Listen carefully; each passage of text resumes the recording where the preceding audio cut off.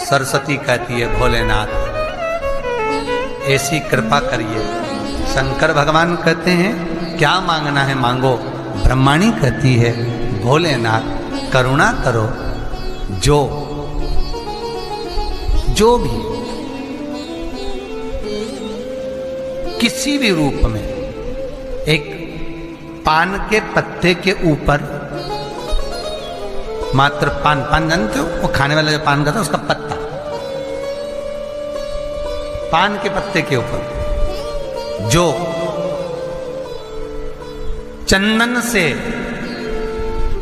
शंकर के नाम, पार्वती का नाम और ब्रह्माणी सरस्वती का नाम लेकर शिव को समर्पित कर दे। महाराज उसकी भी तिथि बताइए, बड़ी सुंदर है।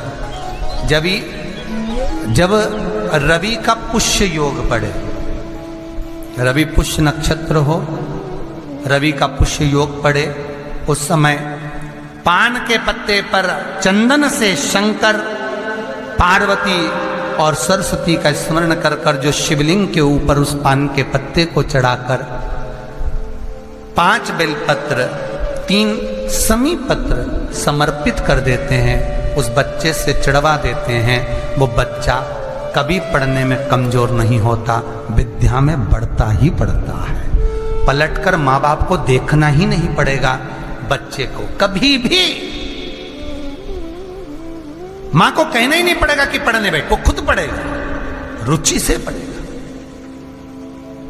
5 बेलपत्र 3 समी पत्र समर्पित कर दें, भगवान शंकर का स्मरण करें और उस बच्चे को प्रणाम करवा कर वापिस लेकर आए।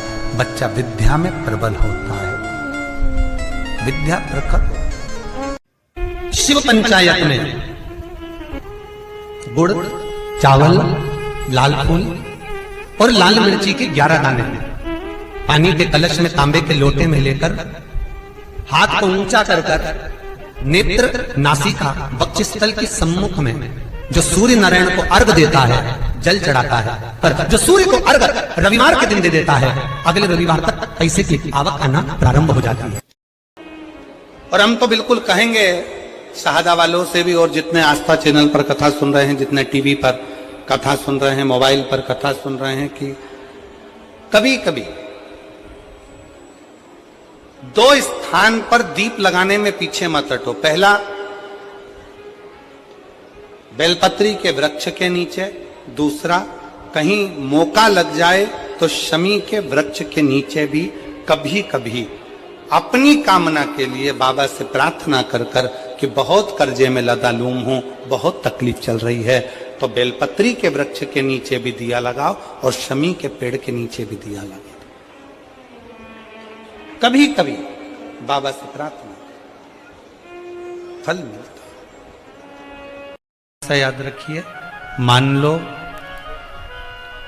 घर में अगर लक्ष्मी नहीं आ रही, किसी कारणवश कोई कार्य ऐसा हो गया हो कि आप बहुत मेहनत कर रहे हो, सफलता नहीं मिल रही हो, लक्ष्मी प्रवेश नहीं कर रही हो, तो महाराज बेल का जो फल होता है, उस फल के अंदर का जो गुर्दा होता है, बेल के फल का अंदर का जो भाग होता है गुर्दा, उसको लेकर घर पर आओ और सुखा लो। सुखाने के बाद उसको जलाओ,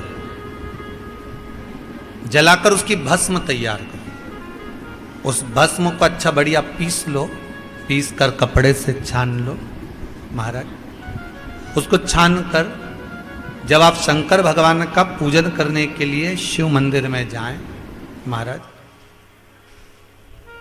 किसी भी 5 प्रदोष या 5 सोमवार या सोमवार की अष्टमी पड़ जाए उस दिन, थोड़ी सी भस्म लेकर जब जाएं घर से, उसमें से थोड़ी सी भस्म बेलपत्री के पेड़ के नीचे श्री कुंदकेश्वर महादेव का नाम लेकर चढ़ा दें। क्या नाम लेना है? कुंदकेश्वर। उसी में से थोड़ी सी भस्म जो बेलपत्री के वृक्ष के नीचे आपने चढ़ाई या बेलपत्री के वृक्ष की जड़ में चढ़ाई, उसको लेकर आओ और वही वृक्ष माता पार्वती का नाम लेकर भगवान शंकर के ऊपर चढ़ा दो और अपनी मनोकामना कर कर एक लोटा पानी शिव पर समर्पित कर दो। चुटकी भर बस, ज्यादा नहीं, मात्र चुटकी भर।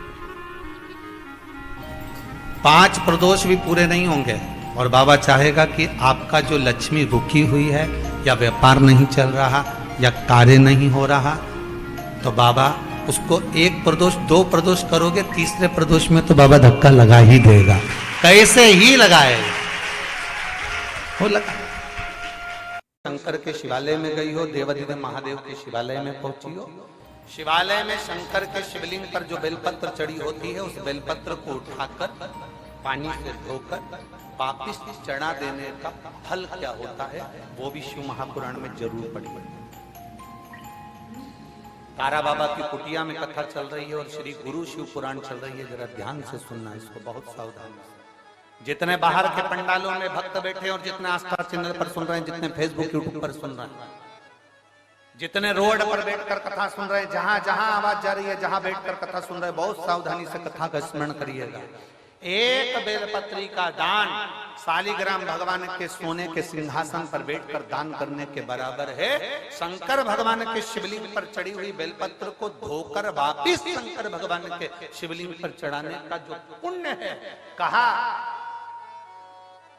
भारत की भूमि पर 26,000 जो पवित्र नदियां बनी हैं, उन नदियों में आप स्नान कर कर आएंगे और चारों धामों का दर्शन, 12 ज्योतिर्लिंग का दर्शन, आप सारी सप्तपुरियों का दर्शन कर कर आएंगे। उसका जो पुण्य फल होगा, एक बेलपत्री को शंकर पर से उठाकर मिलाकर वापिस शंकर को चढ़ाने का ये फल हमें तुरंत प्राप्त हो जाता है। केवल एक बेलपत्री को उठाकर धोकर चढ़ा देंगे, ये फल प्राप्त।